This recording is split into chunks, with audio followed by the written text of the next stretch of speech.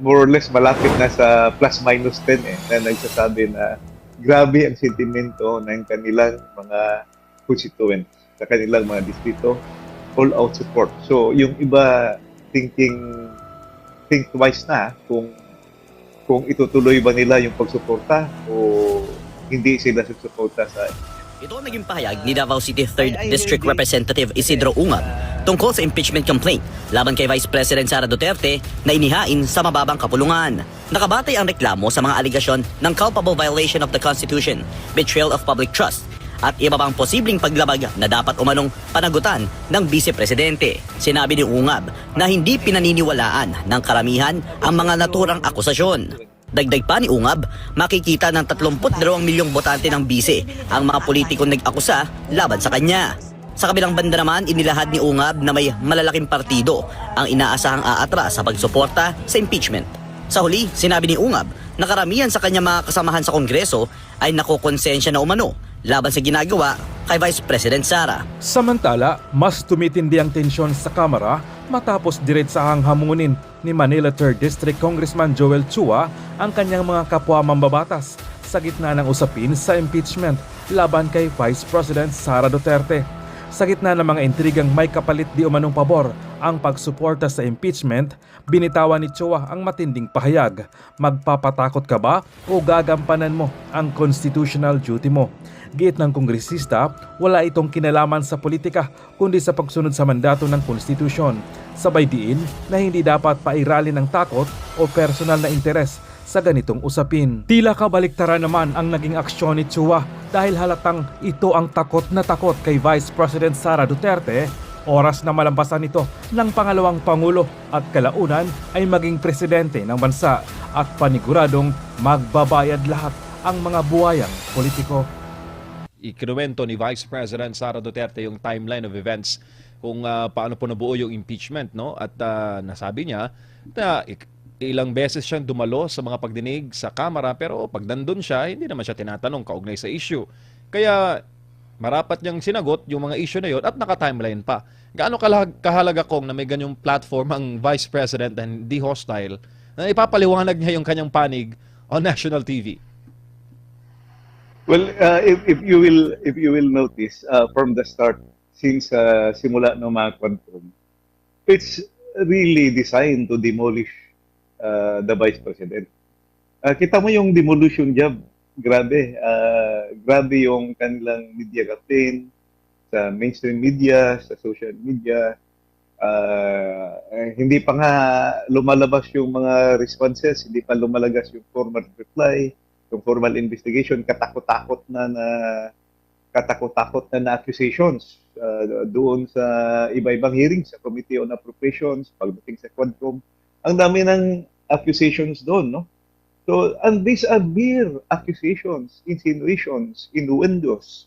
Walang proof, walang final judgment, walang concrete evidence of a crime made, for conjectures. So, where does this go? Elimination of a very strong candidate in 2028. We see the Vice President here. She has the highest number of votes in the last 2022 elections, even higher than the votes of the President of the Republic. The President only got 31 million votes.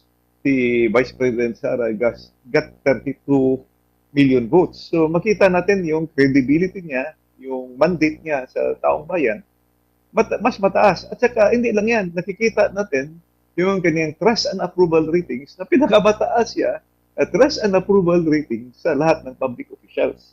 And you are going to impeach somebody who has a very, very high trust and approval ratings, even higher than the President, higher than the Senate President, higher than the Speaker of the House or Chief Justice. So, pinakamataas talaga si Vice President Sara Duterte in terms of approval at accepting. Hindi lang yan.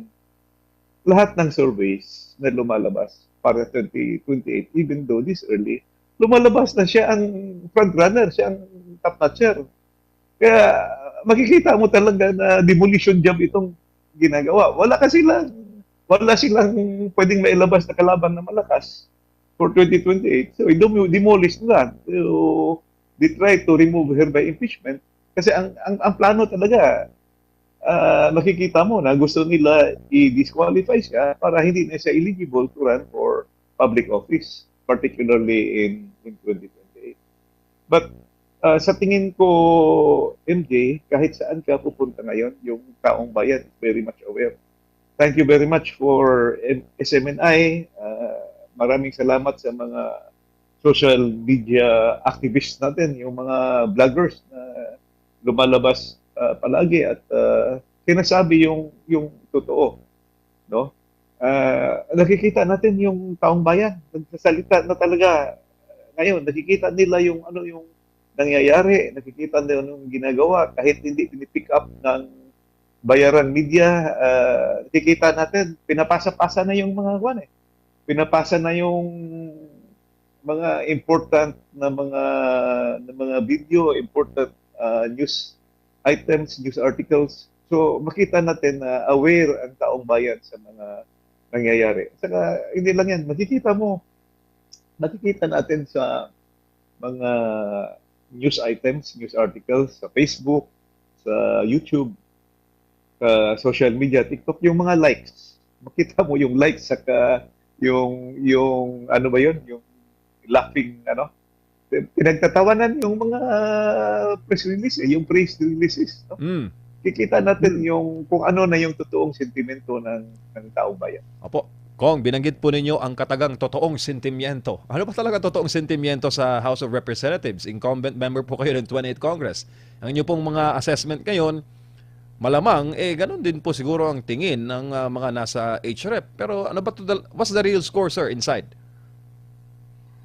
Ambivalent ang feeling ng karamihan ng mga congressman. Kung ang congressman ay makikinig lang sa taong bayan, ang ibig kong sabihin yung boses ng mga tao na kanilang re-represent. So I urge the members of the House, kahit yung mga senador natin, during the break, meron kaming tinatawag na Lenten break, March to May pagbalik namin. Consult your constituents. Makikita natin na yung mga constituents, ang approval ratings ni Vice President mataas talaga. Hindi sila naniniwala dito sa mga accusation. And remember, she has 32 million votes. We or you cannot disenfranchise the 32 million voters. Tatandaan talaga kayo niyan ng mga botante pagdating ng panahon. Whether you like it or not, yung mga botante na bumoto kay Vice President Sara Duterte na gusto nyo i-impeach, kung ano man ang boto nyo, makikita yan ng taong bayan. At makita natin ang kanyang trust ratings at approval ratings, more than 50%, it's 54%. In other words, more than one half of the population, based on the representative samples, approve of her performance, approve of what she is doing. So ang trust rating niya mataas, no, as compared to the other officials. So why would you impeach her? Saka again, yung impeachment hindi pa proven criminal cases or I would say serious offenses, serious cases or impeachable offenses. Puro accusation pa na kailangan pang i-prove. Kulang yung mga ebidensya na pinapakita.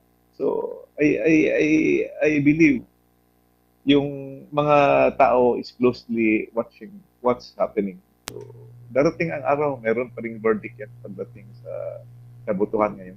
Opo, let's make it more personal, Kong, kasi si VP Sara Bisaya.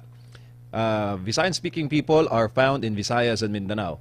Tapos pag may congressman na hindi nakinig sa pulso ng kanyang mga constituents, may it be a party list or a district representative, gaano kalaking setback yon na ang usa ka Bisaya ang congressman moboto pabor i-impeach ang usa ka Bisaya. Kong, as a Bisaya yourself, anong tingin mo dun, sir?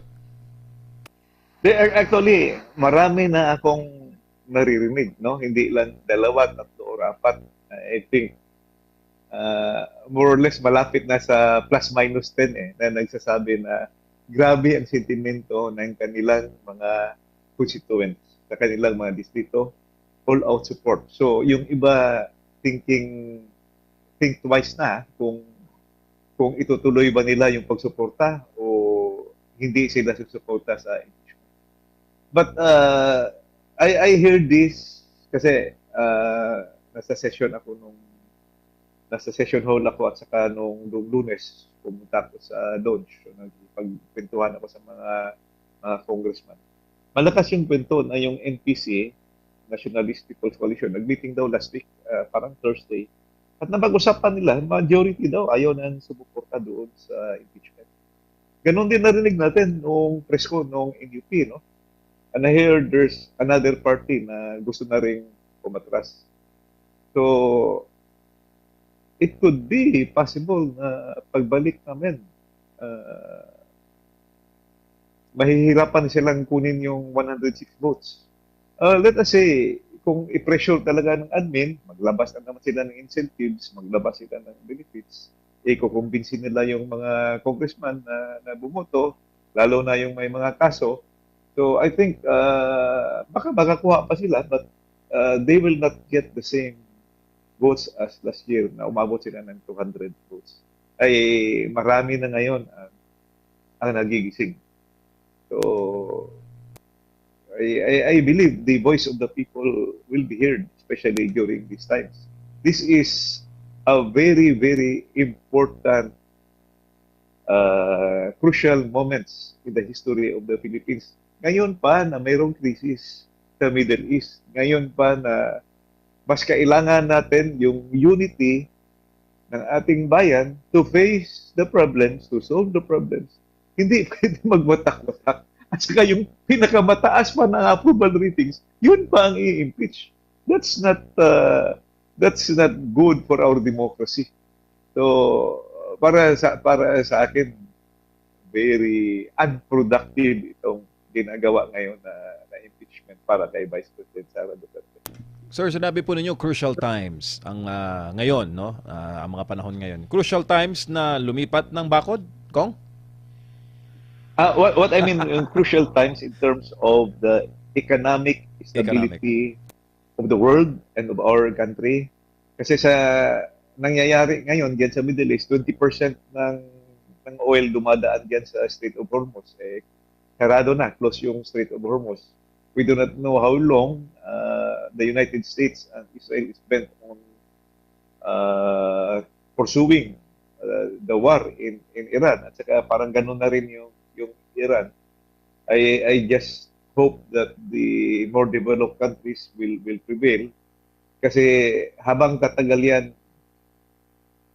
in a prolonged, protracted war, walang mananalo diyan. Lugi yung buong sambayanan, lugi yung buong mundo niyan. In terms of economic benefits, babagsak yung ekonomiya. At saka tayo, we are not rich. Mas maraming apektado na nga yung mayayaman na bansa. Tayo pa kaya. So I said, crucial moment because we need unity now. We need to address the number one problem, which is the economic crisis, economic problem. Pag umakyat every day, every week yung presyo ng langis, aakyat na rin lahat yan. So this is not the time to be divisive. This is not the time to impeach a very credible public official who has the highest trust and approval ratings among the public officials. Pera saway kung sa Bisaya, ano bang tawag doon?